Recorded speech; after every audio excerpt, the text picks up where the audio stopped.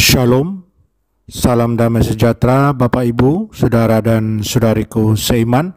Senang berjumpa kembali dengan Anda dalam permenungan harian Sabda Tuhan, Embun Sabda, Rabu 11 Agustus 2021.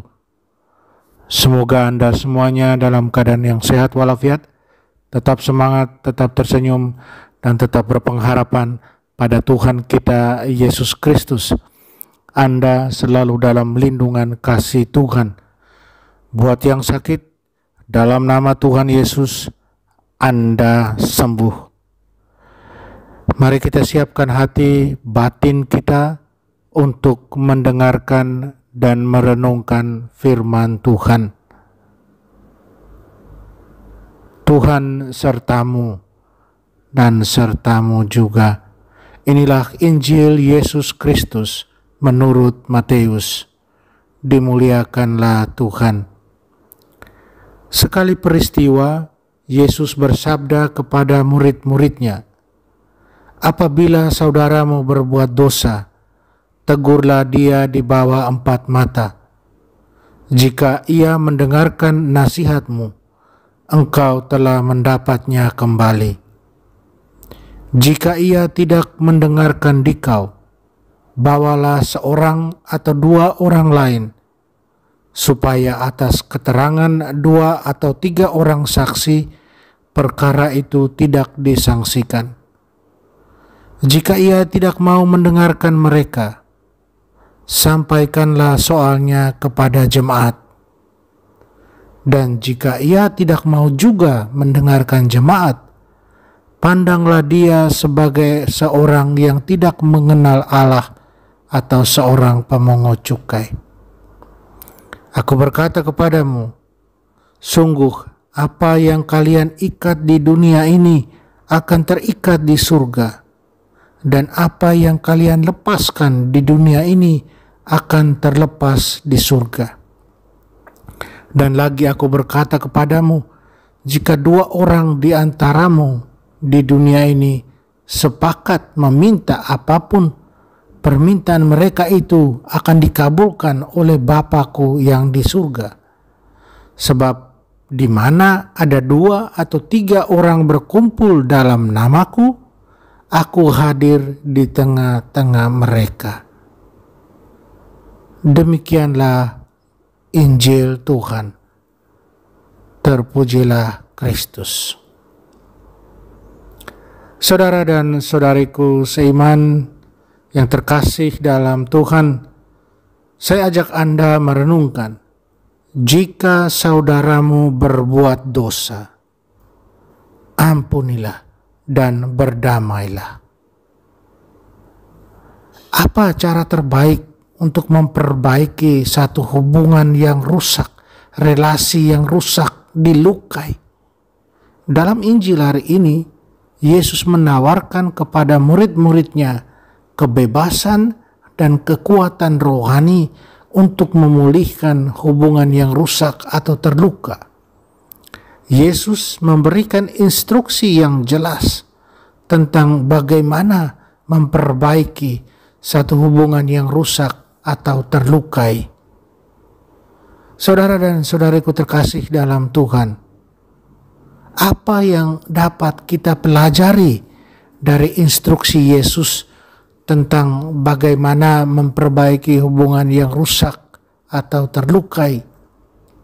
Kita dengar dalam Injil yang barusan kita baca dan dengar.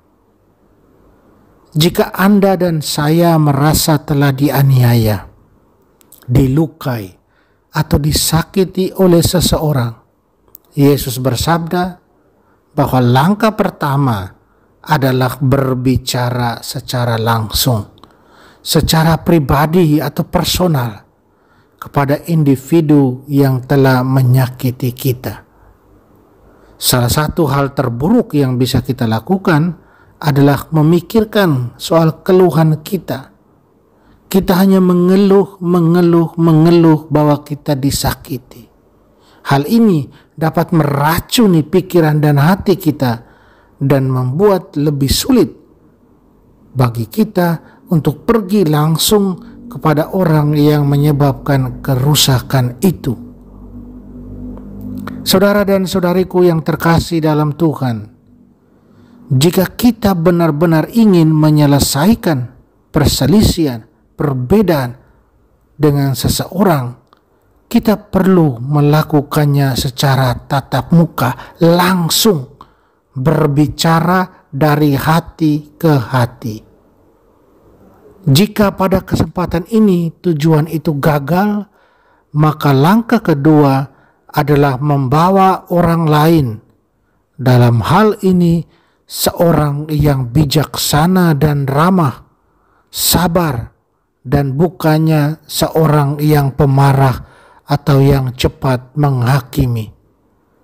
Tujuannya di sini adalah bukan untuk mengadili pelaku, tetapi untuk membujuk pelaku agar melihat yang salah, apa yang salah yang dia lakukan, dan kemudian kita berdamai.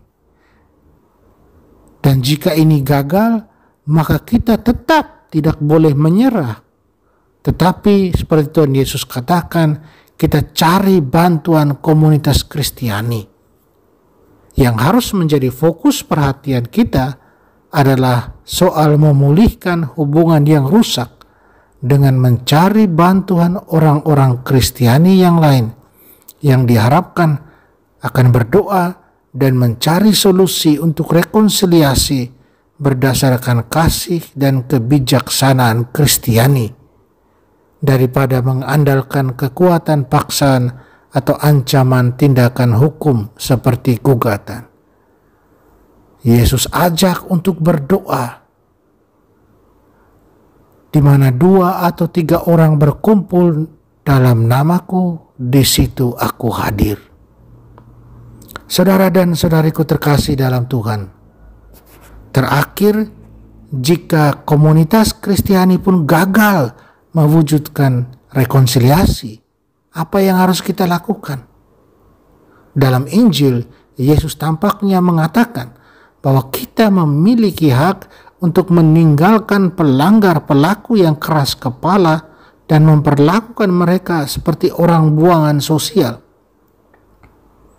Dalam hidup orang-orang Yahudi, para pemungut cukai dan non-Yahudi dianggap sebagai najis oleh orang-orang Yahudi yang berpikiran religius, dan mereka-mereka ini dijauhi.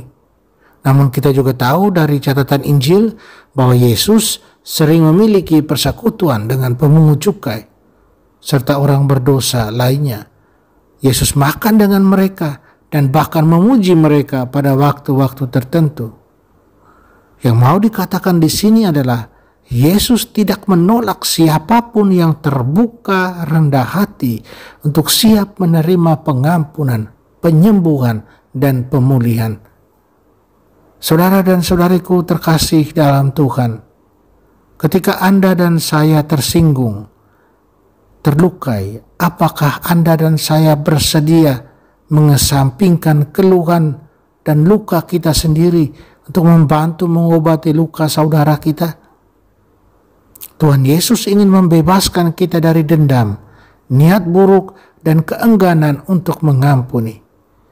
Kita ingat, kasih Kristus memurnikan dan membebaskan kita untuk berbuat baik kepada semua orang, bahkan mereka yang membuat kita sedih dan terluka. Panggilan untuk bertanggungjawaban atas apa yang telah kita lakukan dan telah gagal kita lakukan tidak dapat dihindari. Tidak dapat kita hindari. Baik dalam kehidupan ini maupun pada hari penghakiman ketika Tuhan Yesus akan datang kembali. Tetapi kita masih memiliki kesempatan hari ini. Kita tidak boleh menyerah untuk berdoa bagi mereka yang membuat kita terluka, tersinggung, tersakiti. Dengan pertolongan Tuhan, kita harus berusaha melakukan segala upaya untuk menenangkan mereka dengan kasih karunia dan kuasa kasih dan kebijaksanaan Tuhan yang menyembuhkan. Apakah Anda dan saya menoleransi hubungan yang rusak? Atau apakah Anda dan saya berusaha memperbaikinya? Karena Tuhan memberi kita kesempatan untuk memperbaiki dan memulihkan apa yang rusak? Saudara dan saudariku, mari kita berjuang untuk memulihkan yang rusak. Mari kita mengampuni. Mari kita berdoa bagi yang membuat kita terluka. Mari kita berdoa bagi pertobatan dia dan juga kita tentunya. Mari kita hidup berdamai dalam kasih Kristus. Amin. Mari kita mohon kekuatan dari Tuhan, kita berdoa. Tuhan Yesus, jadikan kami alat cinta, penyembuhan, dan kedamaian-Mu. Beri kami hikmat dan keberanian untuk membawa cinta, penyembuhan, dan kebenaran penyelamatan-Mu kepada mereka yang membutuhkan penyembuhan dan pemulihan. Bantulah dan tolonglah kami, Tuhan.